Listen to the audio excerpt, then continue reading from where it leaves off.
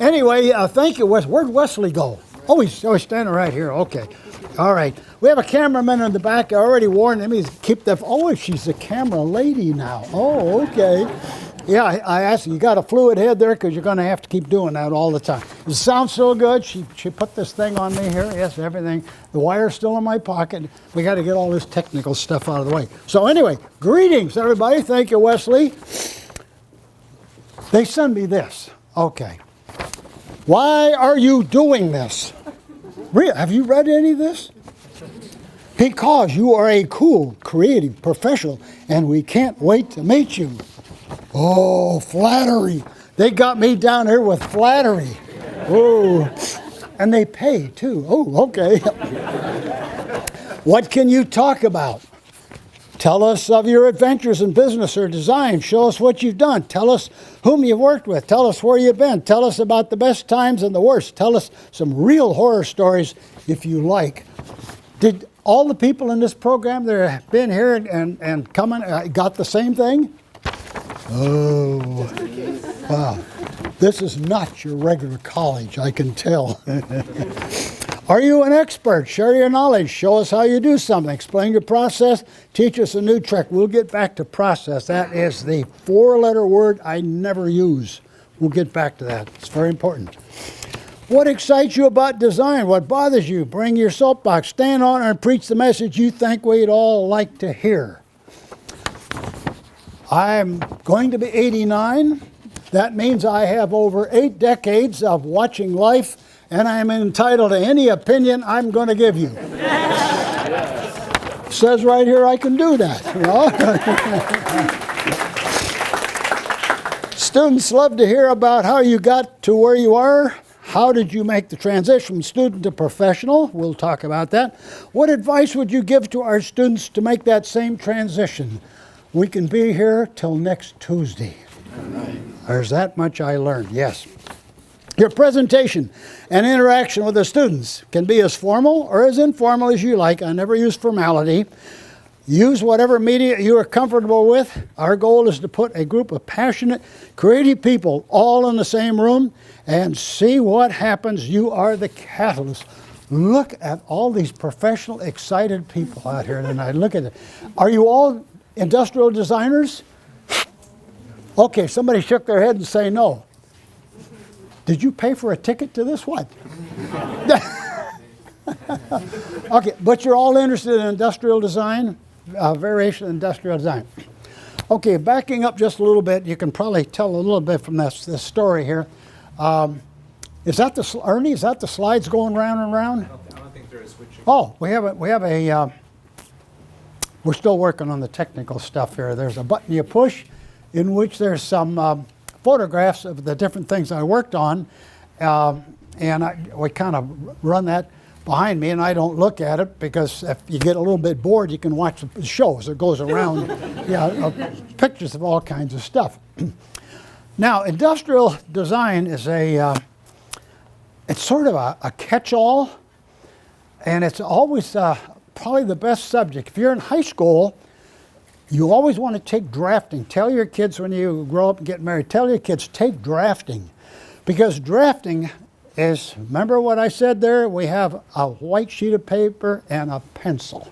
We don't need any electronics, anything, any expensive stuff. When I found that I would interview people for a job at the different places that I worked, they'd come in with a fancy portfolio, and I say, anybody can do finished art. How do I know you can design anything? And I said, go home and bring me your sketchy doodles. Come back tomorrow with a sketchy doodle. What's a sketchy doodle?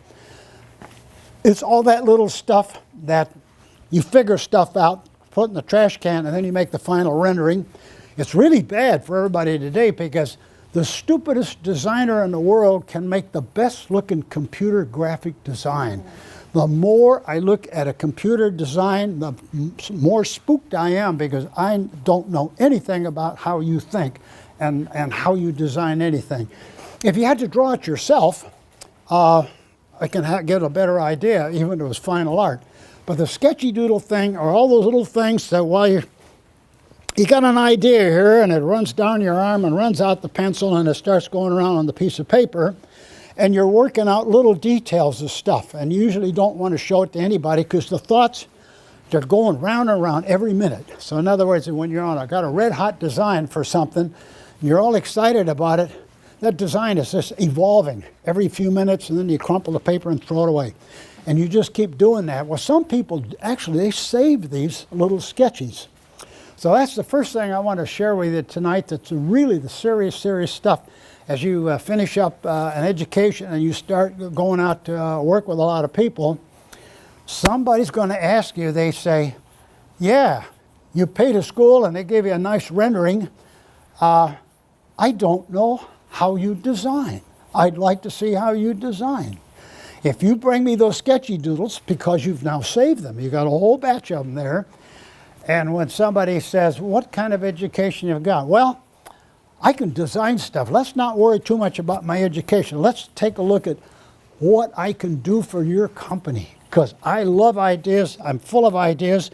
Here's how I work out some of these ideas. Somebody asked me to, okay, we're going to design a sinking ship, for example.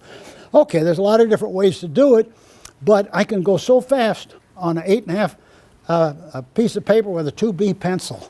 Of course, you got a 2B, you got to keep sharpening it all the time. You never sketch with a 9.8, so you do that when you do drafting. Those are the kind of pictures that if you're a little bit artistic, you can do a little shading and you can make it look really, really neat. If you're not too good an artist, but you think you're a good mechanical designer, you can use a little bit of hard line and not too much shading. Example, there's a fellow in the room here who, I guess a year or two ago, showed me a nice design. And yes, it's a nice design. Then I went right past his nice design. And I said, what about this? How does that move? How does this thing hold up? And in about 10 seconds, I shattered him. Oh, you mean I have to do the mechanical part too? Aha. All kinds of design has to... Ernie, why is this thing not working? What? It should start. Huh? It'll start in a second. It'll start. How long do I have to wait? It's always a technical thing. But the point being is, people always want to think of fine, finished artwork for a portfolio to take to hopefully a big company that you'd like to work with for quite a while. But don't ever overestimate or underestimate the value of anything that shows somebody that you know how to design your way through stuff from the get-go, right from the very, very start. Now, the reason I suggest that is in a company like Disney, where we had what we later were called Imagineers, you'd start with, sometimes Walt would just walk in, and this is what it said in the movie. Walt says, Bobby, I want you to get started on our monorail, and he walks out. That was the total assignment. There's no monorails in America. I'd never seen a thing like that until about a week before when he brought me some pictures of this German train. Other people, we have, let's say, Exitenzio as a Disney artist. Oh, it's working. Okay, there we go. Disney artist, and one day Walt says, X, I want you to write the music for the pirate ride. Walt, I can't write music. And he says, well, it's time you start. If you have a problem, go see George Bruns. He'll show you the keys on the piano. Just write it. And then he walks off. Walt did that to just about everybody. He'd have an idea. Sometimes they'd go just far enough. They had a storyline or a little bit of a script. So sometimes, yeah, you'd start with some words on a piece of paper, but sometimes it was just words. So, I don't think any of you are licensed engineers yet or engineers. You're thinking more as industrial designers, which are more, let's say, graphic visual things rather than, let's say, the nuts and bolts kind of design. You got to bear in mind that you can start with a terrific looking idea in industrial design, illustrated beautifully, but if it has moving parts or it has to function or it has to stand up and not fall over, do all those necessary kinds of things, you need to be very, very aware of everybody else's part of that job. Example, let's say you can be a do design strictly from the external look of the thing, and it's really a terrific looking thing, but there's some moving machinery inside that thing. You want to make sure you have got a buddy nearby that will mentor you on the realities of the physical function of, let's say, mechanical stuff. Architects usually have a slightly easier job. You got to make sure it meets earthquake code and fire code so it doesn't burn down, and if it's ugly building, you just plant more ivy on it so it goes away. If you do machinery that's in public use, called Disneyland, what do we got? We got 800 million people have ridden the stuff that I designed, and I never went to engineering school. I'm totally unqualified. But you have to find out about all the dangers of the things that you design that either might not work or could kill people if they did something wrong, even though it's not your line of work. Now you're beginning to see that you don't come out of a school like this as a great designer and I do these visual things and I will go to a company and I'll make the pictures and then they'll throw it over the wall to the people are going to figure out the tooling and the manufacturing and all that. You need to know all these other trades that go along with your ideas so that it all will match and it's all going to work. When somebody designs something because it looks really, really cool, that's really terrific, and you convince the management we really got something, 2 years later, it died. It was called rocket rods. Yeah. Also one called Luigi's tires. So the point is, you can have the greatest company in the world, you can be the absolute tops at everything you do, and you can choke to death on your own hubris thinking you are really, really good because you didn't take time to look at all the little details that have to go together to make something actually be very, very successful. Now the reason I'm ranting, there's an example. That is all the parts in the Michael Jackson spiders that killed him on the stage. Those are hand drawn. Those part numbers are assigned, just assigned right on the paper. You still have to track every nut and bolt and piece in something, even though it's a one-shot deal going to run for one summer and then be thrown out. You can't cheat on stuff. You have to design it, you have to build it. That was the craziest, this thing up here, this great big thing here. Two of them chased him around and then killed him on a stage and he disappeared, came up about 20 seconds later in another part of the theater in a different costume. Bigger companies have departments that do all the different parts of a trade of projects. But sometimes you'll work for a little tiny company that does some real cool stuff, and there might not even be a dozen people there, but they got a red hot job in a red hot industry. It's even more important that you know everything else that's going to be totally involved, associated with the part of the thing that you're doing. Typically, a job, let's say like Treasure Island, the sinking ship in Las Vegas. A job like that is sort of like a Disneyland job. Disney had its own company called WED Enterprises, and then it's called Imagineering. And then Steve Wynn in Las Vegas with his company had a company called Atlantia, so it's like a WED Enterprises design. And they're the lead designer, but they still have to assemble a group of subcontractors to the main part of the job. So these are called subcontractors. And generally speaking, there will be 20 to 22 different trades. So in other words, if I design something, I'm only one of, say, 22 people. I have to be terribly aware of everything they need and what is important to them, both for money, time, and function. And I have to accommodate what they're going to need. So I just can't sit there and selfishly design it my way and says, well, I'm going to do my pictures and it's somebody else's responsibility. You just cannot work that way. The unfortunate part of colleges, now I'm going to get in trouble. Who's the highest ranking person in this employment of this company? Nobody will put their hand up. Okay, all right. Colleges, generally speaking, will kind of keep people kind of in a narrow a line of interest, the subject that you're doing, and they generally aren't able to point out all the other trades that have to be accommodated. I wish the schools would do a little bit more of that. When somebody says, oh, industrial design, oh, let's do amusement rides, you ought to have somebody there or somebody that will come in and say, to do that ride, the following things need to be done, which involve the following numbers of people and the following trades. Oh, now we have 22 trades involved. Just that you could get that awareness a little bit would be so helpful to you as a designer. Hopefully, I'm looking around this room, I see a lot of faces. I know some of you want to really be in charge of the whole design. I got away with that a lot, but a lot of times you can't. You can get away with it if you're aware of everybody else's thing that they need. And you want to go talk to them, you want to learn their trade. You don't want to be a real uppity and says, well, I'm the chief designer, well, you're going to do it my way.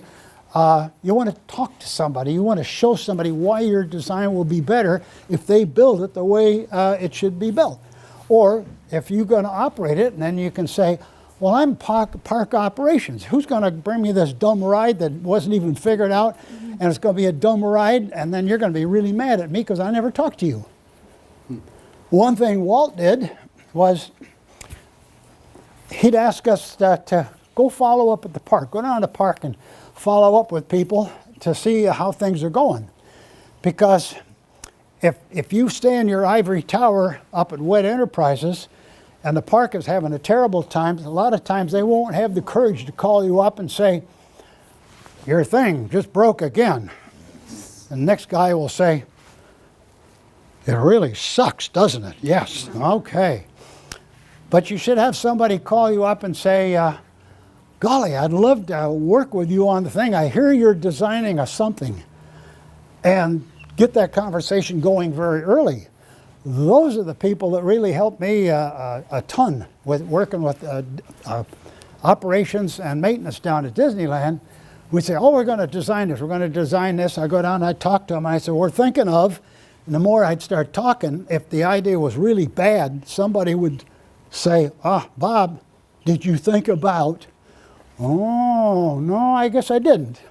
Now we have a conversation going where there's going to be an interface that somebody's going to operate it. Same way somebody's going to be in the middle of something, manufacturing something. Some of these things, I know to some people, they say, oh, this is deadly dull subject of all the stuff I'm not doing myself as a lead designer. But believe me, the more you go out and snoop around how everybody else does their trade, you will pick up so much free information.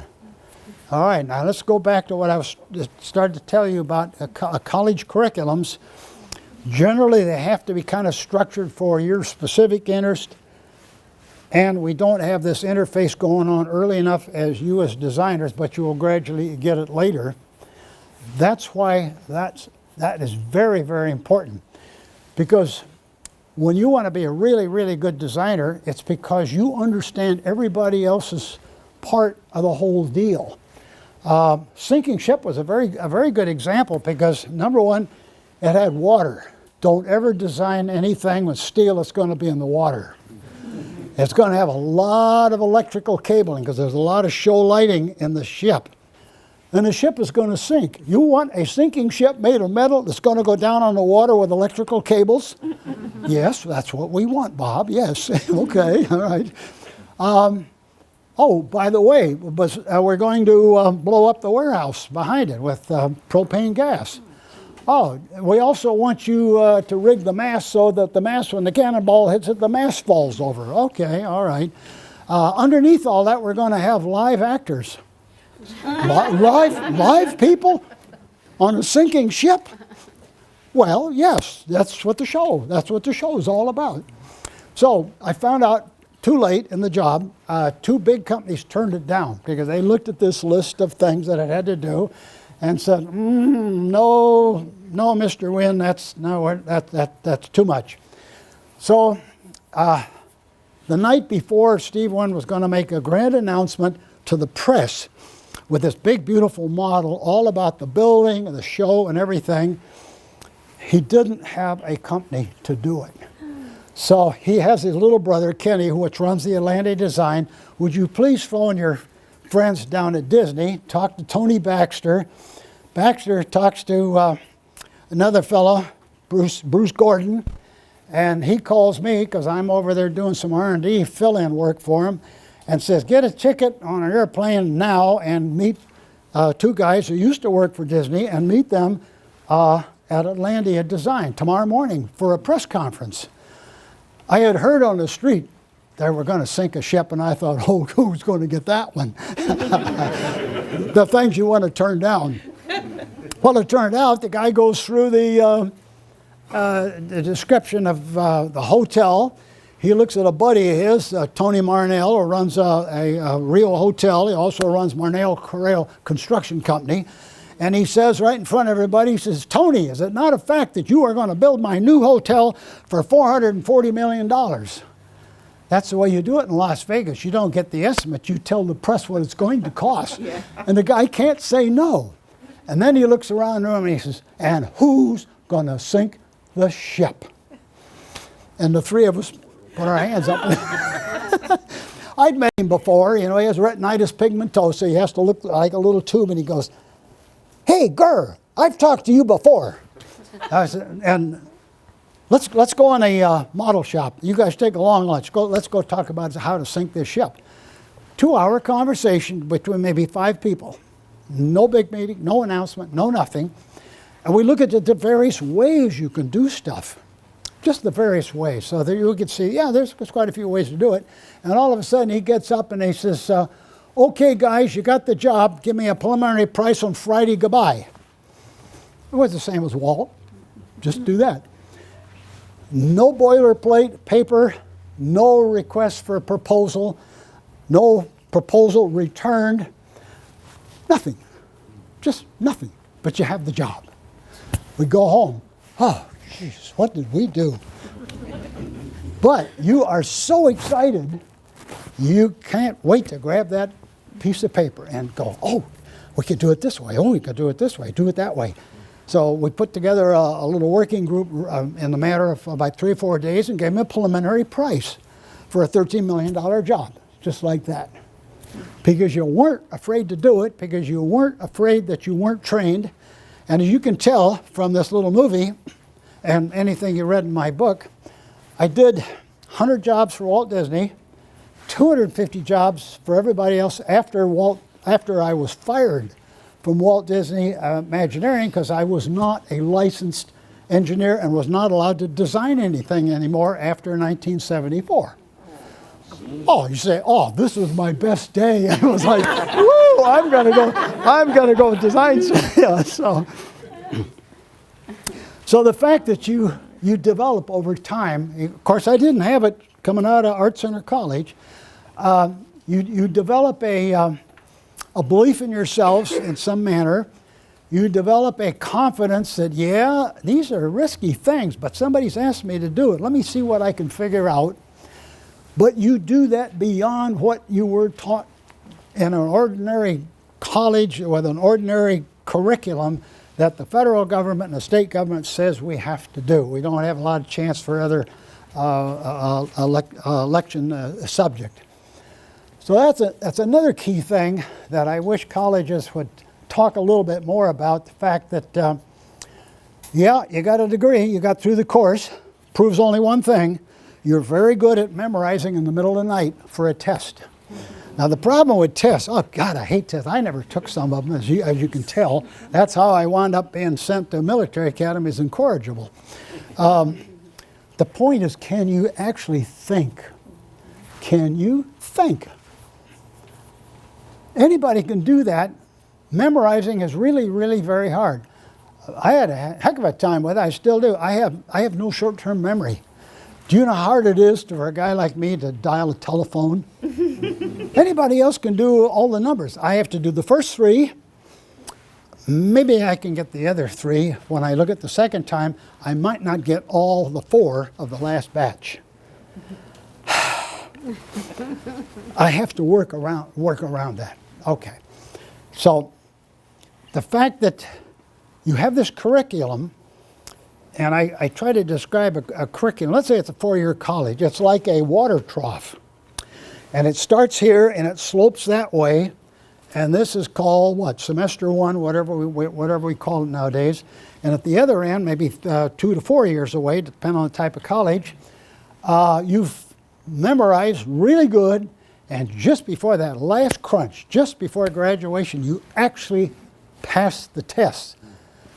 But it did not prove you know anything. It's only that you got that far. You've got this little diploma now. It says Bachelor of Arts, whatever it says at the end, and you're on your way. Now let's back up a little bit. You leave high school, and you got all your buddies at high school, and some of them, the parents just do not have money for a school. Sometimes I'd rather not go to a college. I've always done my own thing in my own garage, my own way. Why do I need a college? There we go. 2 people. One guy goes to the college by some financial means. The other guy says, no, I like to work on motorcycles, and I love to build stuff. And there's a little shop down the street, and I can get a gopher job there. They'll let me come in as an intern. They don't pay very much, but I'm going to start working on it. And then 4 years later, his buddy comes out of the college with the diploma, and he's looking for a job, and he's got a student loan. Well, what happened to you? You never went to college. Yeah, but I have a position in a bigger company now. We design stuff. I know a lot of stuff. I got paid to know it. I didn't pay to know it. There's a big difference. I got paid to know it as I was doing it. And the other big thing is colleges do not teach organizational politics. But industry is full of organizational politics. Do not ever underestimate that, ever. But this kid that didn't go to college, he knows organizational politics. He knows how to survive in any kind of an organization by being very smart and very observant. He's already had hands-on experience in the shop, and now he's up to where he's helping the engineers do stuff. And he's starting to, they're going to teach him how to do NC machining, program the thing in the little box and put the metal in it. It spins around, makes the parts. And he goes out and helps the client with stuff and helps repair stuff. Now, by the time he is an official designer at that company, he is already has the knowledge of that industry, and he's very fluent in it, and he never spent a dime. Mm-hmm. These are the 2 different ways to get your education. Obviously, I'm speaking to the people that got here, and unfortunately, I can't tell the people that can't come over here that they do have an advantage. I've seen that happen so many times with people over the years. In fact, there's one guy comes to mind. We were looking for some people, and I interviewed about, I think it was 42 people. Almost all were college educated. Some had already been in the aircraft industry for most of their lives. Very professional. But the one that got the job was the guy out of high school who came in with the sketchy doodles and looked around the shop and says, I really like how that's done. I'd like to design one just like that. And say, by the way, I'm really good with people. I like to go out in the field and help people fix stuff. That guy had all the attributes that rolled up in one, and he just came out of high school. About less than a dozen years after he did a job as sort of my prime drafting gopher on King Kong in '86, he was a project manager at Universal. He got a manager job at Universal Design, never went to college. And he started at the bottom because he thought that was the most enthusiastic way to get started. So I'm probably insulting a few people that have to do with college education here. The reason I mention the water trough is, if you are water in a trough, you can't jump out of the trough, can you? No, you're stuck. You slosh for 4 semesters all the way down to the end, and if you got all the grades right, you get the you know, hopefully you're as close as a 4.0 you're going to get, and then they give you the diploma and you're on your way. Do you know what just happened? You probably lost all your creative flexibility.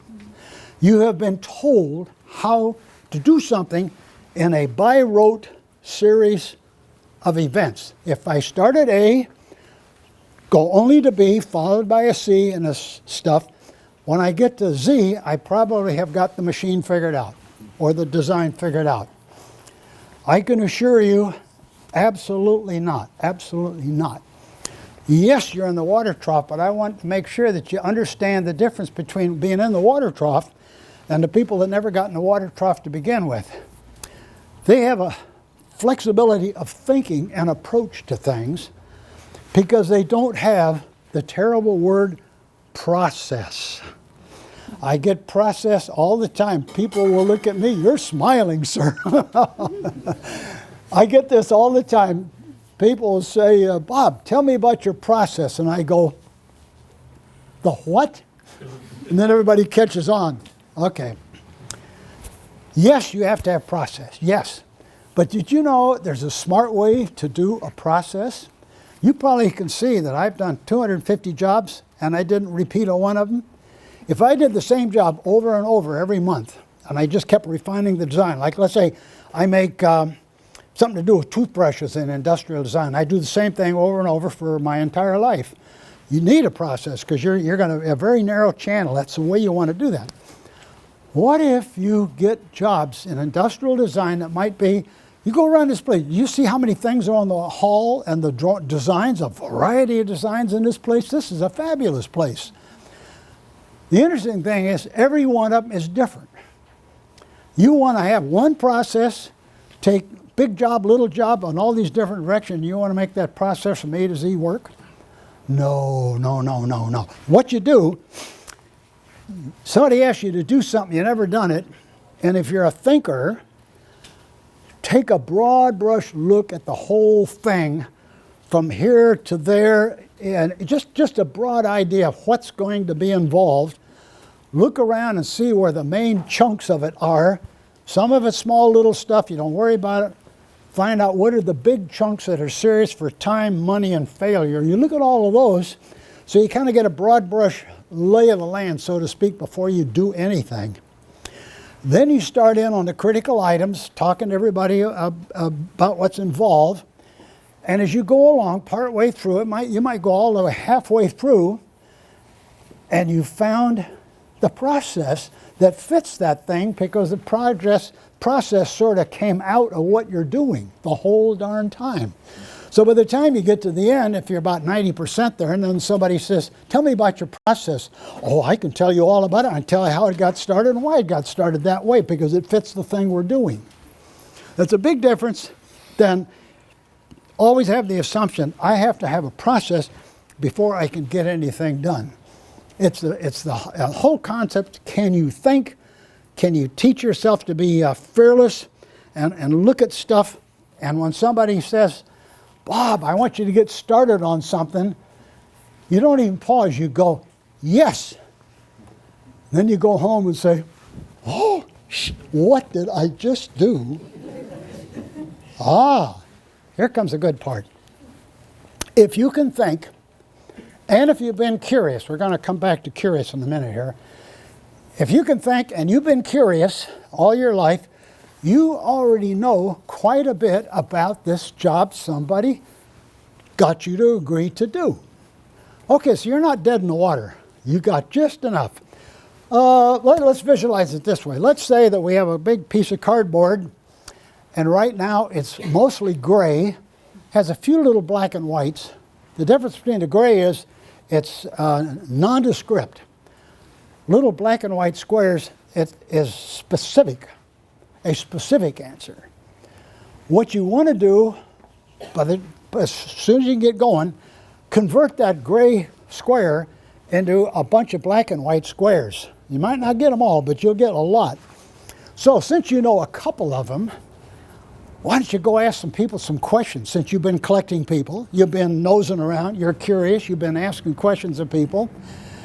right away you have a whole bunch of experts wherever you go. Back in my day, we had no internet. I can't look up anything.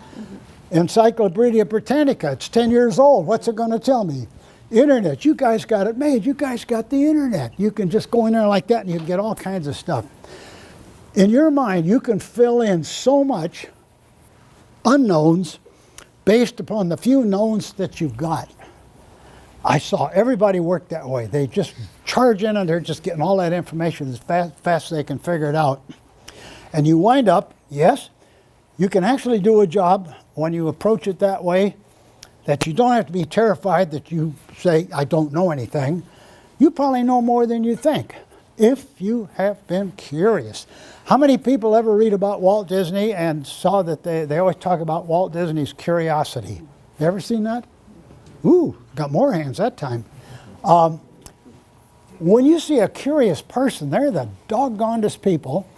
Walt was always looking at something. You know, you'd travel around with him, visit different companies, or people to bring stuff in to look at. He was always looking and asking about everything. He loved to travel and go to London and go down to some side street and snoop into shops and see what he could see. A total curiosity. A lot of people that you run across, I've seen fully retired antique people at age 26. Been there, done that, not cool. I'm not a nerd. I don't want anybody to think of me as a dork. So I don't do any of this stuff that's dumb and dorky. I text a lot. I love video games. I don't need to be curious about anything. Well, sorry fella, the rest of the curious people are going to go right on past you. How many people in here can smile at me and say you understand what curiosity is like because from the time you were a little itty bitty kid, you got passionate about something? Any hands? Whoa, no, look at here, look, I know we got a live wire bunch in here. Sometimes I'll be at a fan club meeting someplace, and the big question always is a parent will come up and they got somebody either this height or that height. I can think of one of them in here. And they say, oh, my child wants to be an Imagineer. Be an Imagineer? Do you know how hard it is to do Imagineering work? You don't want to be something, you want to do something. So that's a big, gigantic difference right off the bat. And then I get really snarky with them when they say, what does my child need? And sometimes I'll get like a 6 or 7 years old and I'll say, you have to choose your parents well because you want DNA that you can use. Do you know how many kids get it? They get it. They look, they say, my old man is, well, I'm sorry, I don't quite have it. Seriously, now we're into the dead serious stuff. You do need that DNA. It's there at your building cards. If you don't quite have the full deck, you can work on getting the full deck of good DNA. And with a great amount of curiosity and enthusiasm, you will make up for that, and you will get there very, very well because you will be driven by your curiosity and your creativity. So if you get the curiosity is collecting the information, and then the creativeness is taking some of that and go do something with it. How are we doing on time? What? About 5 more minutes, and then we'll open it up for Q&A. Oh, okay. Yeah, okay. Sometimes I do the Q&A first to find out what you want to know, and then sometimes I do this, and then we'll do the Q&A. Yeah, we'll be okay. I got to interrupt. What was the last thing I said? You're talking about DNA. Yes. Yeah, the DNA. Okay. All right. The next step is that on the curiosity point, hopefully when you're about 5 years old, and I've seen this with almost every Imagineer we've got that are really good, they had a passion develop really, really early in their lives, 4 or 5 years old. Sometimes parent will talk about how good their kid is, and then I'll look at the kid and I says, what turned you on at 5 years old? And they either go, what did the old man say? And I said, well, okay, we're done. Or they say, oh, let me tell you about it. And they're so excited, they just, they get all excited. because they developed this curiosity. Then they developed a passion about stuff, and then that passion starts driving them all the way through high school, and it's so super to be in high school where you at least have a little bit of choice on electives to arrange the curriculum in your direction that fits your curiosity and your passion. Now you got the school working for you for once and as helping you. And then hopefully by the time you get, say, coming out of high school, college, maybe not, you've been having that life of curiosity. You could sit down and surprise yourself. Do you know how much you actually know about the entire world? Because you've been automatically curious about everything. I mean, it is the total driving thing, and anybody can do it. And once they understood that, that's very important. Walt was one of the guys that he just happened to have it all the time. I'll be down there in about less than 5 minutes. Somebody looked at me one day and says, "Gurr, what's your curiosity? What do you do with it at your age?" It's crazy. I tell people, I said, you know, I'll be in my rocking chair on a Friday night, and I'll sit there and go, God, do you know how much I know Friday that I did not know Monday? I'm on the internet, I'm reading, I'm traveling, I'm going, I'm doing, I'm looking, I'm figuring out stuff. 15 minutes of oxygen deprivation, my 7,200 RPM drive will wind down and all the sectors will dump. And I have nothing, because 15 minutes of oxygen loss will wipe out the entire library. Why are you still doing this, Gurr? Because I'm curious and I like it. And it leads to something. And I'm telling you, I've had 8 decades of watching people, and the ones that got it, boy, did they ever have a good time, like I'm having a good time right now. So, Q&A. Who has got the first question that I have never heard before? You're all late. Look, you're all asleep. Not one hand in the house went up. If you have a question, just stand up and just shout it out so we can hear you. Just shout. Yes. What was your favorite ride or machinery? Oh, like something at Disneyland? Well, the Main Street fire engine. Yeah. Every boy wants a fire engine. Won awards, 9 old men animator, Ward Kimball, good friend of mine, years before I went over to work for Disney, had a 1916 American LaFrance fire engine, and he was a friend of the fellow I was doing works for when I started writing books when I was 19.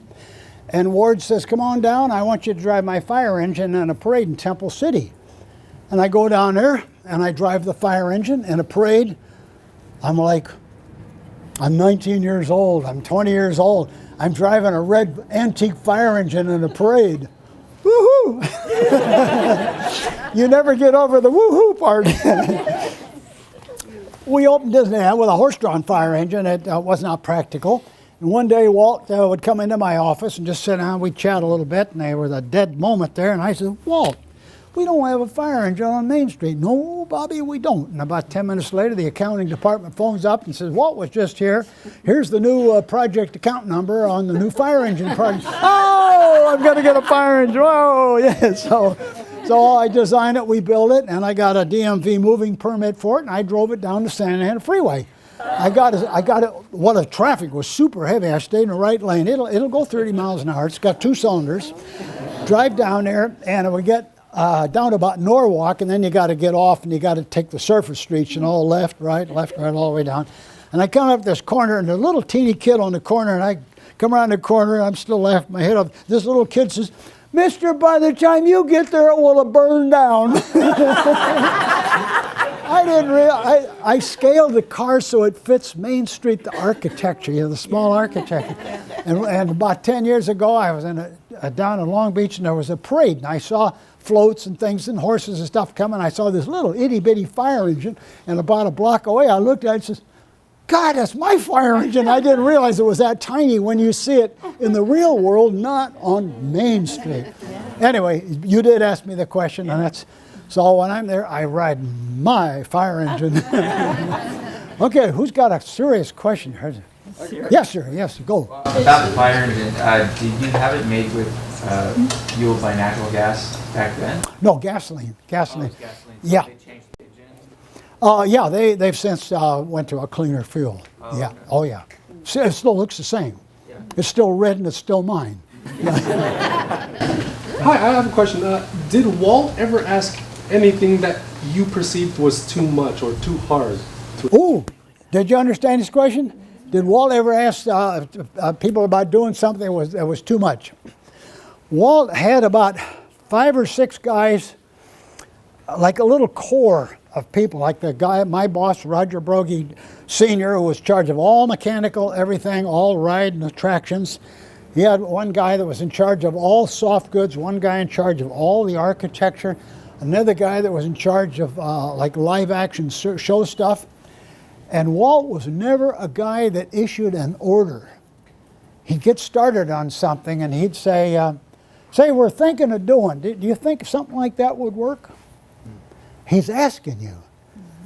Now, all these guys knew that Walt was the kind of guy that you never have a yes man around a guy like that, like Walt. Walt truly wants your opinion because he values your opinion. That's why you're there. That's why he gathered you up and you're there. This little handful of people, you know, Dick Irvine, Joe Fowler, Frank Millington, Brogy, all those guys, Walt could have a conversation with any one of them, and if something was in their area was going to not work quite right, they'd let Walt know right away. There's some things maybe you don't want to go that far doing it that way. So Walt always had these people around him that were very aware of where are the painful limits of going too far. Because everybody says, oh, Disney's such a dream. Oh, dream. Yes, everything's dream. No, it's full of broken parts if your dream doesn't work out. You have to temper that wish of that dream and get it where everybody can look and say, yeah, I see our part. Yes, I can see how we could get this done. So if you look back at Walt's history, he never really sputtered at anything, but at the same time, he never did anything over, particularly animation and movies, just never did it over. It was always some new step that was always going to be a risky step no matter what, but you don't do the risky step without having some people you trust go right along with you that you can trust, and they do not have the fear to look at Walt and say, that won't work, that's going to be a little risky. I had another guy I work with, much like Walt, was Steven Spielberg.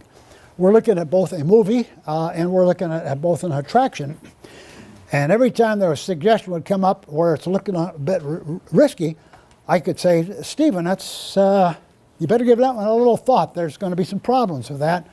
And then he would simply say, oh, well, let's try it this way. So I got the impression Steven Spielberg is like water in a stream. When it comes to a boulder, it doesn't stop and cry and pout and issue orders. It turns and goes around the boulder, just like that. You have this flexibility of thinking because you're not afraid.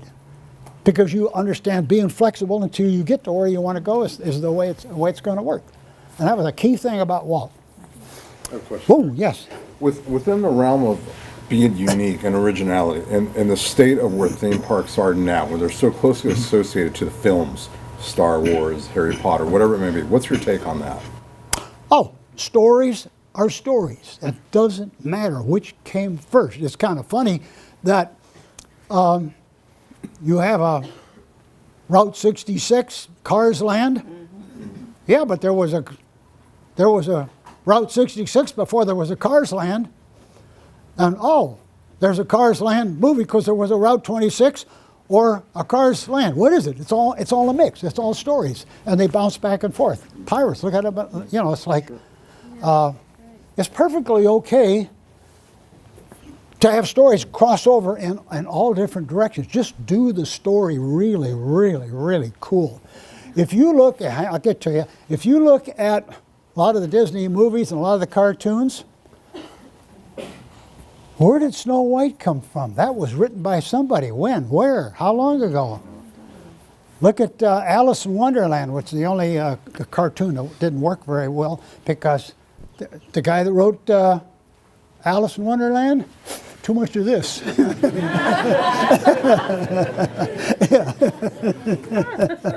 Okay, you had a question, yes? Huh? Yeah? like to ask you, now that Disney owns many works of fiction, their own Pixar, Marvel, Star Wars, if you had a chance to work on any new theme park attraction based on any work of fiction, which work of fiction would you choose? Oh, no, I'd have to answer. I got fired in 1981, so I wouldn't be good answering a question about what Disney did after they fired me, because it's a different set of eras. But Pixar is, you got to remember, John Lasseter teamed up with Stephen Jobs, and Lasseter got fired too. Oh, yeah, see, it's a... So yes, the creative work that John Lasseter did at Pixar, by the time he came down here and helped with Cars Land, that's why Cars Land is such a super attraction, sort of based on a movie that was based on a road. And when I went to Detroit, I drove Route 66 all the way. I really remember Route 66. You know, a dead Pontiac, a good steam every time something happened, a universal joints fell out, but it was Route 66, yeah. So those stories all mix, and a lot of them mix very well. So the cross-utilization is fine on my book, because remember, everything is got to have a good story, or it just doesn't work well. It can be a lousy movie, a lousy video, or a lousy attraction. But if the story's good, then it's all good. Okay, way in the back. Hi. Okay, so you touched a bit upon character traits that make you a successful Imagineer. What are some character traits or habits that these guys should break before thinking about becoming an Imagineer? Like good habits they can start, or bad habits they can stop? Okay. I never gave a thought to being an Imagineer, because I was working at Disneyland long before somebody coined the word Imagineer. It was just, Walt wants us to come over and get started on everything. So it started very informally and moving at a very high speed. I could answer your question a slightly different way. 5 years old, I'm very passionate about cars and airplanes. By the time I was barely 2.5, I knew what an airplane was and I knew what a car was, and that turned me on. It's still turned on today. So I would have to say I was more turned on by seeing something come into being that I was doing that doesn't exist.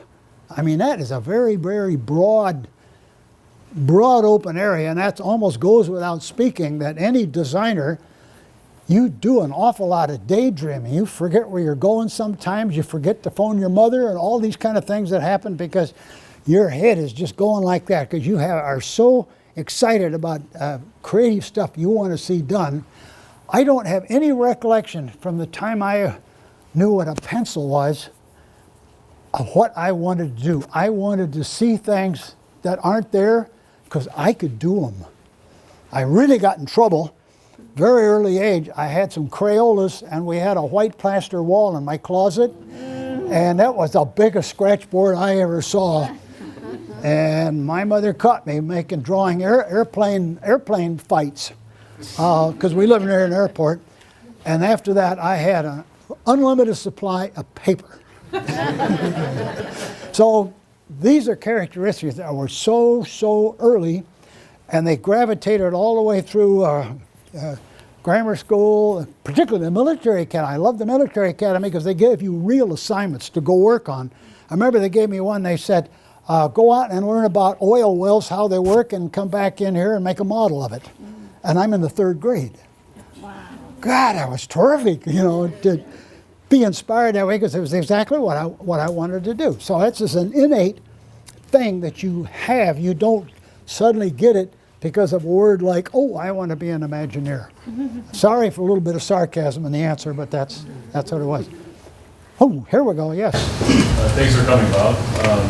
Given that you toured our hallways earlier, I'm curious what you may have loved or hated and what you've seen given your 8 decades of... I wish I had more time to have studied. I came over about 4:30, so I got a quick look, and I got the one out in the front about if you're scared of aviation.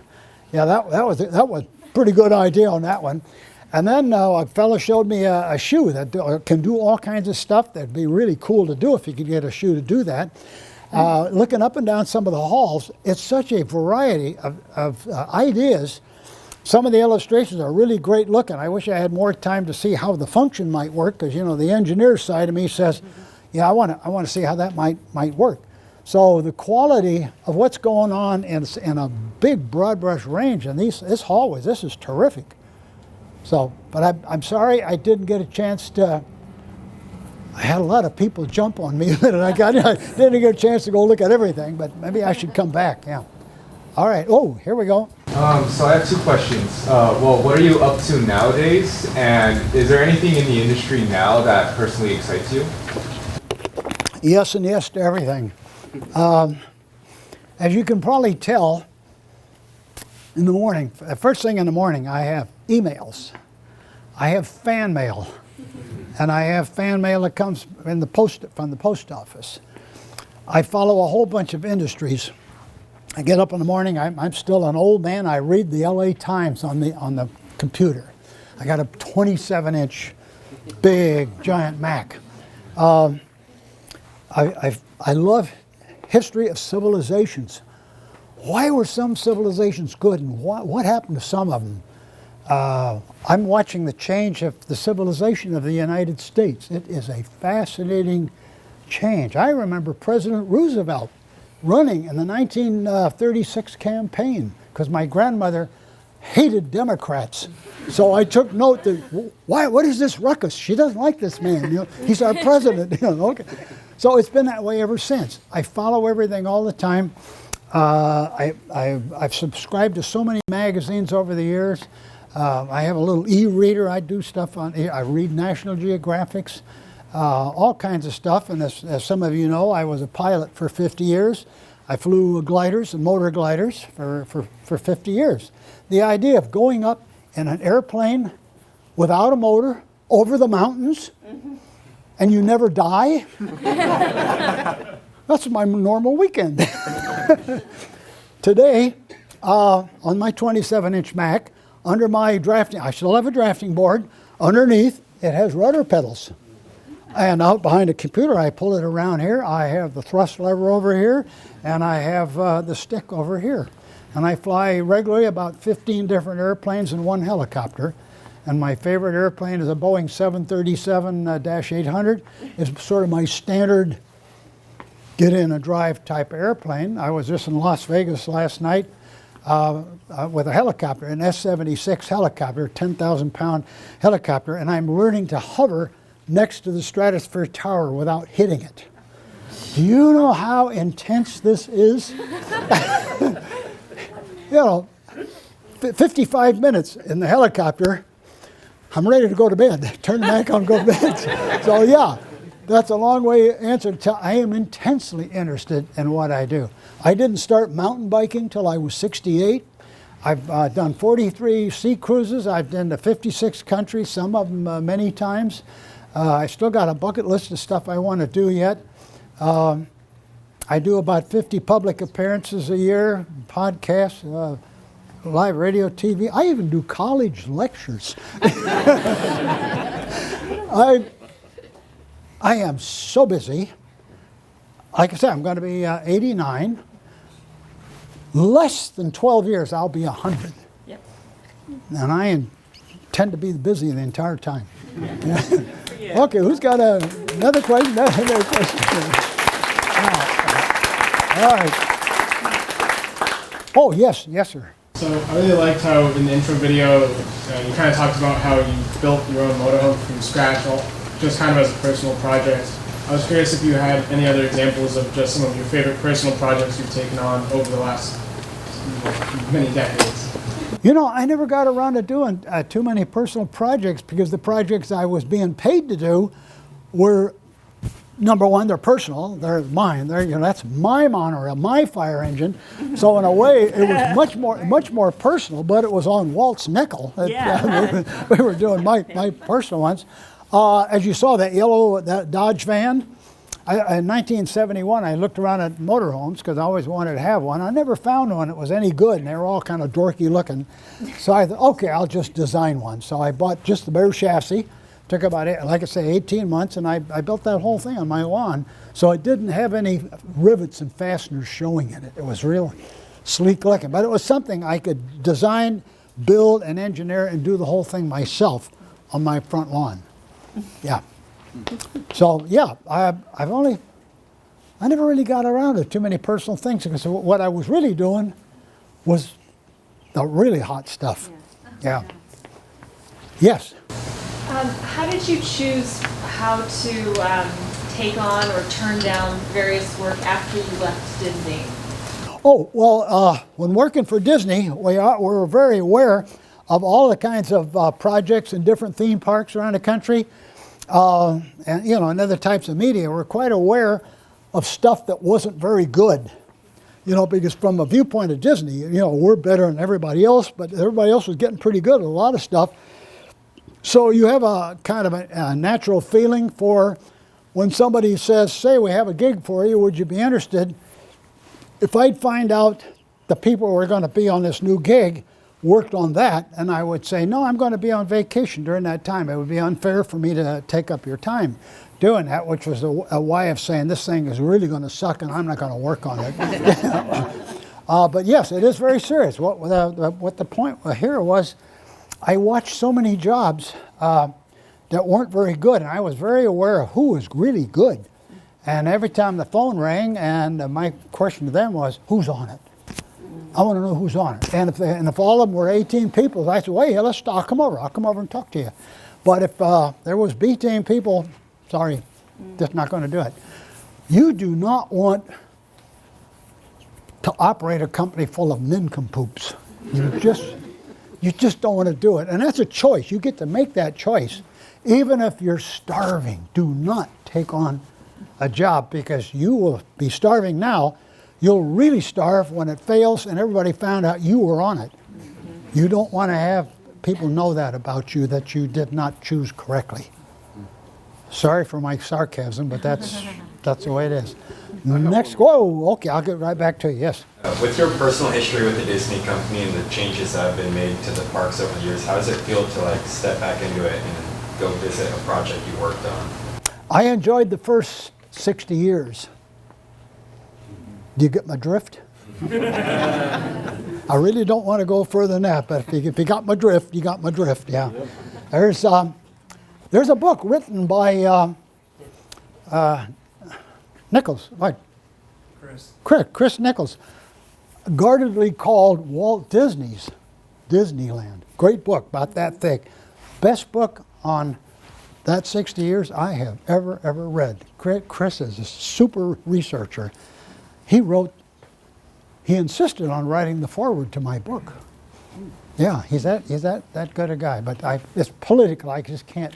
Yeah. Yeah, okay, yes sir. Oh no, excuse me. He's first, he beat you. Just last one.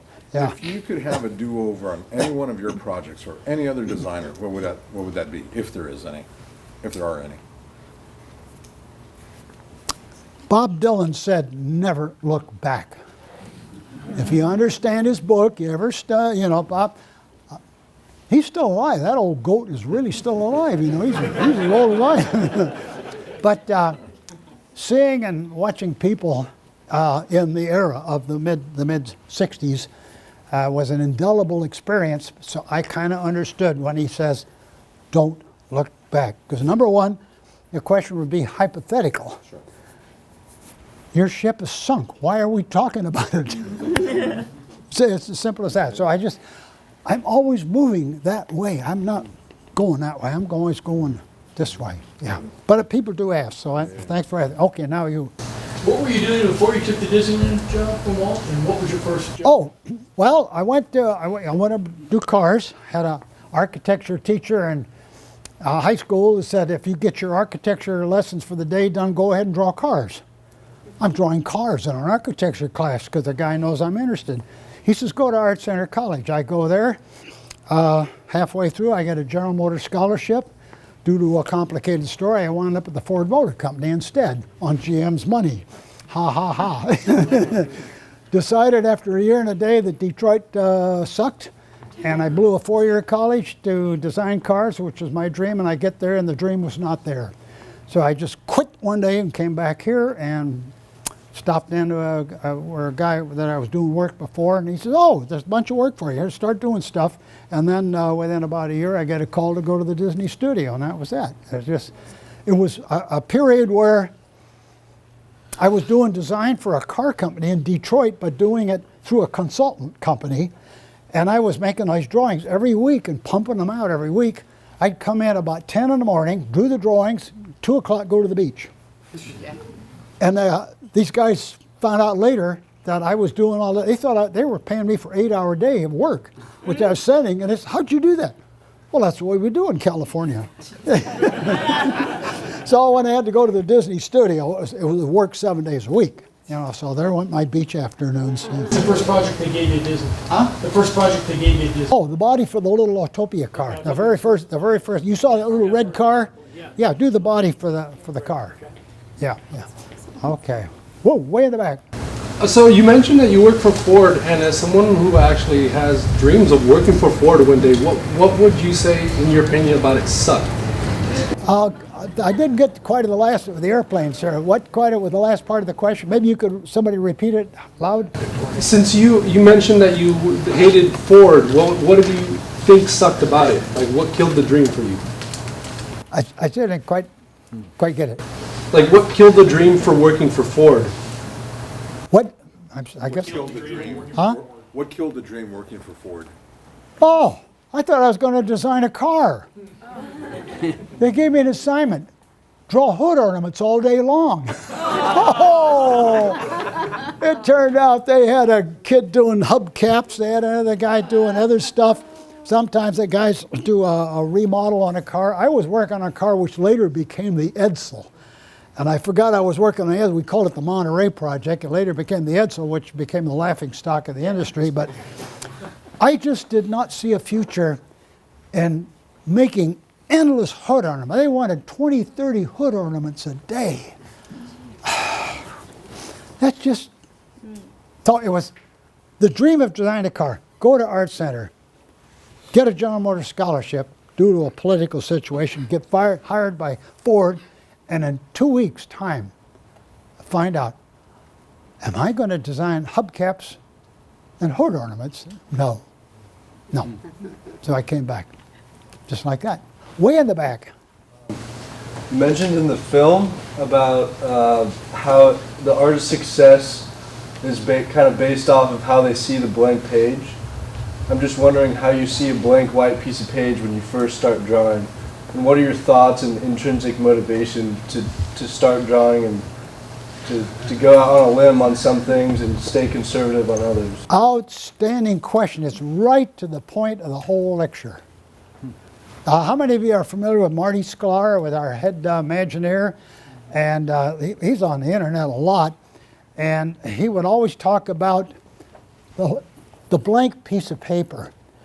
One person, it would totally terrify them, which goes to sort of your question. How do you get excited on a white piece of paper? And another person would say, whoopee, I get to design it my way right now, just like that. Those are two distinct mind reactions to the white piece of blank paper. The first person that has to ask the question, how do I get motivated? How do I start? I'm so sorry. A lot of folks just did not get the DNA that said, I'm curious and I'll draw it my way. And when handed the piece of paper, it said, God, I'm in public and I'm scared to death. I don't know what to draw first. That's terrifying. That is really terrifying. I'm not sure what the heck to do except, well, maybe you could take up music or something, you know. Something that won't terrify you, yeah. But for the some of us, who that white piece of paper was, oh man, that is so glorious. I am deadly serious when I tell you that everything I ever did for Walt Disney, I never had him or anybody describe much more the criteria than to get started. stop and think, that's unheard of today. Nobody does that anymore. But the fact that in the Disney organization, that was the expected thing, that monorail. I talked about the purity, the simple the design. That design showed up on my kitchen table one morning, about 2 days after he asked me to do it. It just suddenly was there one morning, and I couldn't draw it fast enough. 10 minutes. Came in the next business day and made that rendering that quick. So that rendering, John Hinch put the color on later, but it was just a pencil drawing. That happened in less than a week from the time he said get started, because I had a clear shot and nobody in front of me and nobody telling me what to do or what not to do. And I could just see what would fit the northeast corner of Disneyland. It just was like, you couldn't draw that thing fast enough because it was simple. You didn't have to sit there and noodle it over and over and over. Architects spend too much time going round and round with their fussy little details, and pretty soon it's a mishmash. When you're designing stuff, if you get excited on something, be sure and whip those first little sketches out and don't noodle it to death, because your first thoughts are usually going to be the purest ones. You ever look at a Disney book on cartooning, particularly in the 30s, like Bambi up to Pinocchio? Those first little sketches have all the emotion that comes out of that pencil, and the more it's noodled, the worse it gets. There's a lot of Disney books on animation design, which is just like industrial design. Those first few little flicks of the pencil have that little first inspiration that you see in your head. Be sure and get that down and honor it. Don't let the need to keep over decorating get in the way of a pure shot. Yeah. Who else is going here? Oh yes. So the Lincoln animatronic is seen as the pinnacle of technology when it comes to animatronics at the time. How many conversations did you have to make it work, and did you believe it was going to work? Lincoln, did you get his question about Lincoln? I'm a car guy, I'm an airplane guy, and Walt hits me with a human. I didn't pay attention to life drawing at Art Center. I'm not an artist. And I was very curious because the company was involved with the state of Illinois for a Lincoln exhibit, New York World's Fair 1964-65. They already built the building. Buildings are underway. They're staffing people, and there's no Lincoln. Everything else to the show is there, but no Lincoln. I did not know there was such a thing going on because it was in a secret room in our machine shop. And then Walt called my boss Roger and I over there, and I looked in this room and I saw this really, in my opinion, pathetic looking machine. It didn't work. There was guys behind the wall helping it get up out of the chair. It had been developed secretly in the machine shop by guys who were just like regular guys. They weren't guys that would draw back and try to figure out what are we trying to do here. And they'd worked a year, and Walt was so upset because the night before we used hydraulic fluid. It was kind of red in those days, a regular standard like aircraft fluid. And a tube came loose and it went all over the shirt. And he was showing a lady friend of his. She was furious. How dare you reenact the killing of Abraham Lincoln? You can imagine Walt was just on fire. And I remember he looked at that thing and he said, Bobby, I want twice as many moves and half as much weight, and I want you and Roger to get started on this thing right now. And walked out. And I just was like handed a human being. And about a day later, well, we had a guy in the shop. We had a full-size sculpt of Abraham Lincoln, about 6'4" in his foam. So I ordered the foam, and I laid it on the table and I put lines on it like you do a car body design. And then I sawed him all up in the bandsaw and numbered all the parts for their stations. It looked like I had a table full of round steak, the legs and everything. What am I going to do? I got to figure out where do all the bearings go? Where do the shoulders go? How do they move?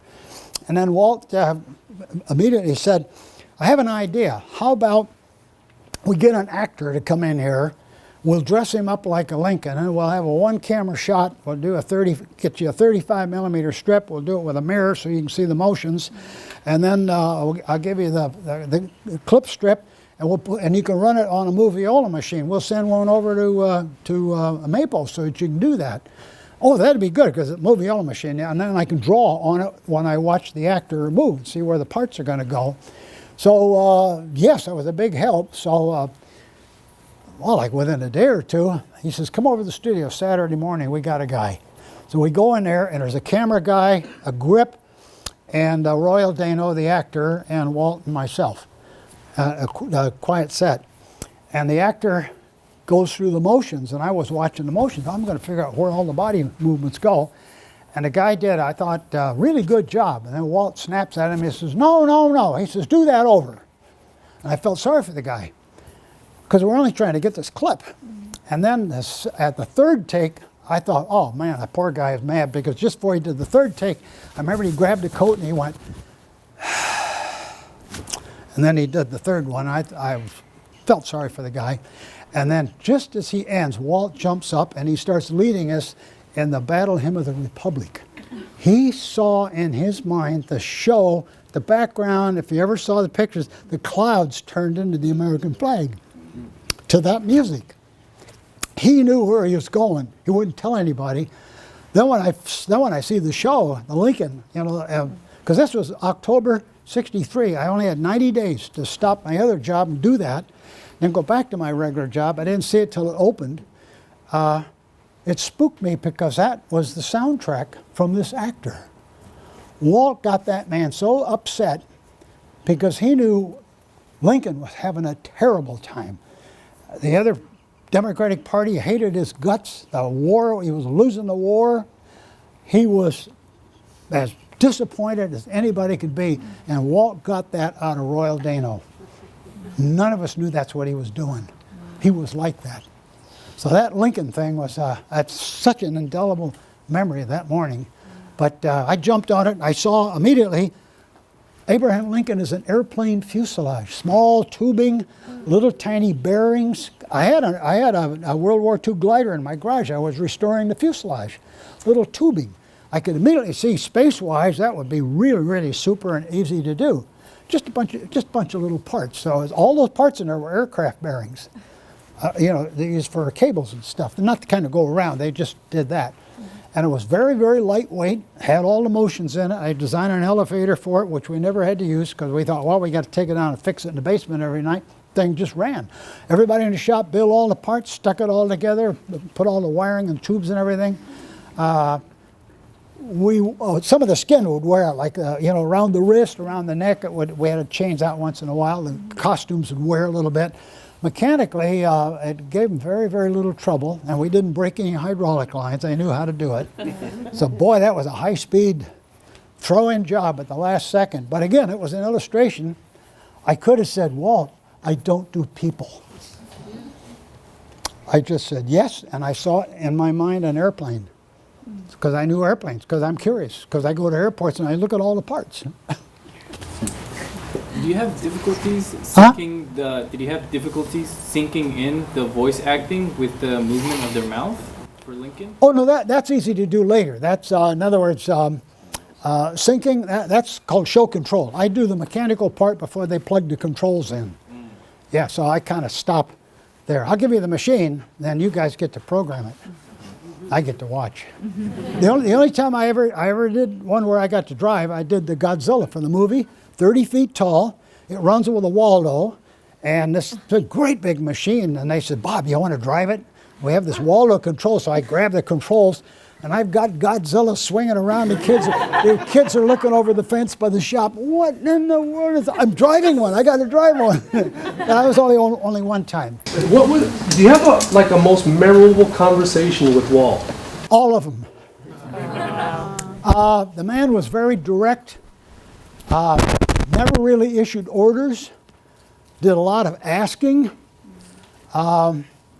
Important part was that he wouldn't launch everything all at once. He'd walk around and talk to people and say, say, we're thinking of doing this thing. Do you think something like that would work? And then he'd go over and say, you know, I got her started on some drawings. You're good at costume work. Do you think that would work? So it was the project would just sort of start by osmosis. And then when something didn't work, you know, we burned the money and we burned the time. That's just bad news, especially if it's your idea that bombed out. He always looked at something that failed and would just sort of back off and say, well, we sure as heck know what doesn't work, so why don't we get cracking to see how we can get this thing to really work. And the first thing you do is you resume breathing that you didn't die right away, and your confidence is built year after year, because even your worst idea, you're not going to be killed for that, but hopefully you're learning better and better and better, because stop and think, he's got you there because he values your creative mind, and he shouldn't insult that. That is not the way management trained in companies today. You never insult the people that could help you by criticizing, because yes, things don't always work. You all have seen the Imagineering Story. It used to be dreamy stuff. Now that you've seen the 6-part thing, oh, that's full of stuff that doesn't work. That's very, very, very hard work. All right, thank you very much. All right, okay. Very good.